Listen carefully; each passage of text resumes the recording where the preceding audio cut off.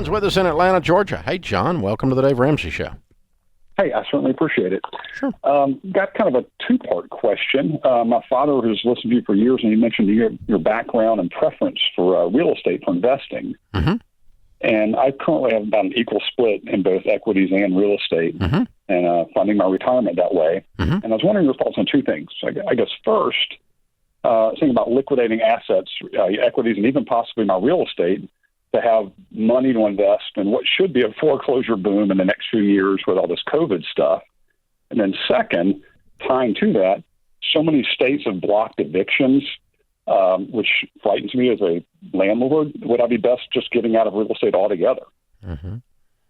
Okay. So has Georgia blocked evictions? Not yet. Okay. Tennessee did. And if they have, I've just been fortunate that my tenants have been paying. Yeah. I didn't realize it, but I have not seen anything. Tennessee did for 90 days, and I had one bad tenant that sat on me for about 40 of those 90 days during that time. I couldn't. They would not accept eviction, the standard lawsuit at the courthouse for that. Tennessee Supreme Court put a moratorium on it until, and that was back in the summer, back in the height of the pandemic panic, if you will. So I don't know. I think it depends on the way we make investment decisions and is what our beliefs are. And what do you believe is going to happen? You believe there's going to be a foreclosure boom. I don't. I don't see anything indicating that.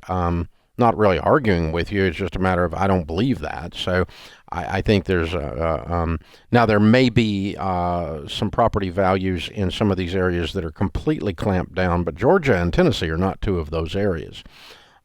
New York City and California, people are leaving by the there's a one-way path of U-Hauls going out of the town, out of the Nevada, states, Texas, every place. Right? Yeah, exactly. And so Georgia, Tennessee, Texas are where they're coming, and so that portends to an increase in demand, and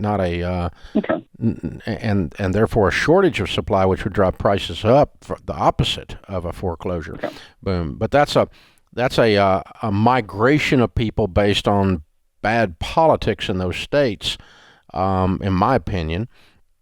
And so, but I think it's driving people out of those states. It's going to affect their economy long term, and may affect the real estate prices long term.